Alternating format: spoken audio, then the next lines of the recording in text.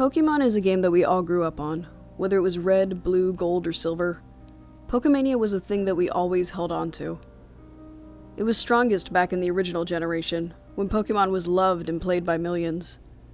It declined a bit later, but it was still strong. That, however, does not concern us. We're focusing on the beginning. The year was 1996. Pokemon Red and Green had just been released in Japan. It was a craze that was sweeping the country and would soon expand beyond its shores. Millions of little kids loved the game, and those numbers were only growing. It was like it formed some kind of connection with them. Like it plugged right into a primal part of their brains. Collecting, battling, training. They loved it. Of course, that's just a metaphor. There was no connection there. It wasn't anything supernatural. Totally normal.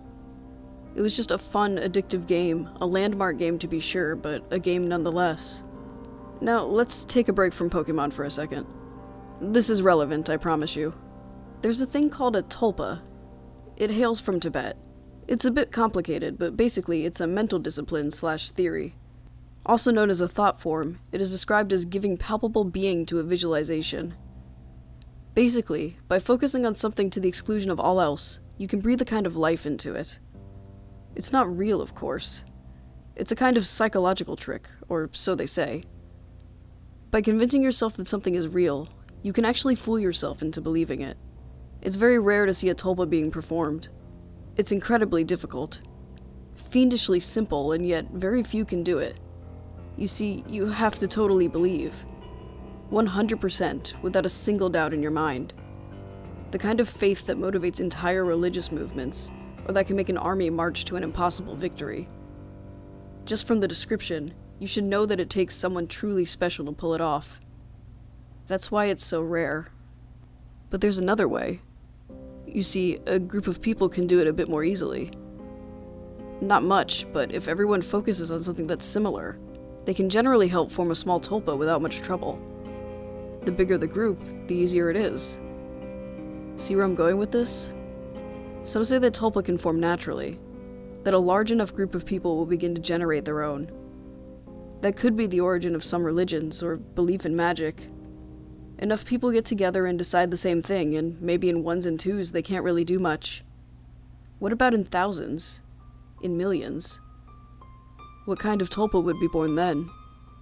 There's a theory going around. Slender Man, tall, thin, and faceless. He's tulpa dreamed up by something awful. I won't really go into the specifics, as it's not our point, but what I am trying to get across is that he's a thing dreamed up by a dozen or so people. Dedicated people, yes. People who loved horror and who put their all into it. But in the end, only a few.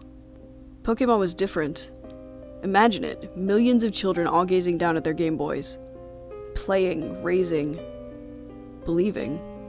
It's the kind of thing that can never happen without such a widespread effort. Even thousands of them wouldn't be enough, because the belief is so fickle. None of the kids really genuinely thought that Pokemon were real. It was more like a thought, wouldn't it be cool if? But that was okay.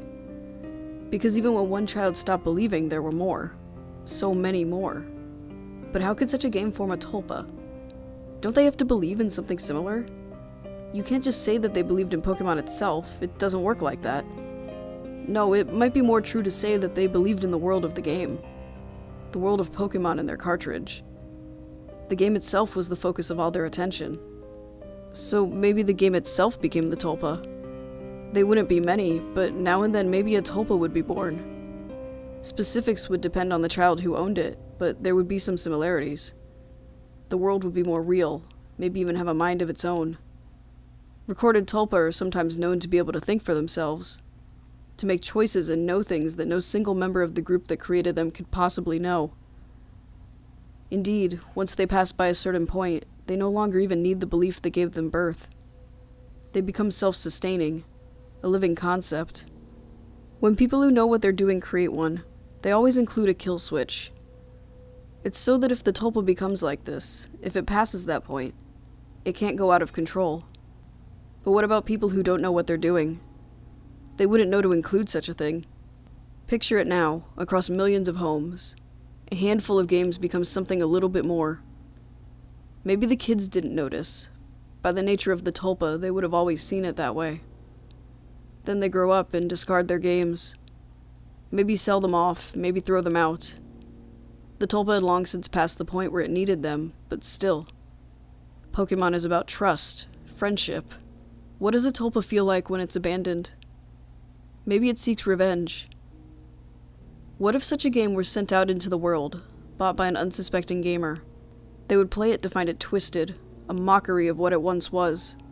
If they were lucky, it would only shock them. Not all tulpa are created equal. The unlucky might meet a worse fate. What's the worst that you can imagine? Basically, what I'm saying is, the next time that you read a haunted cartridge creepypasta, and are about to click away because it's the same as the last one you read, stop and think.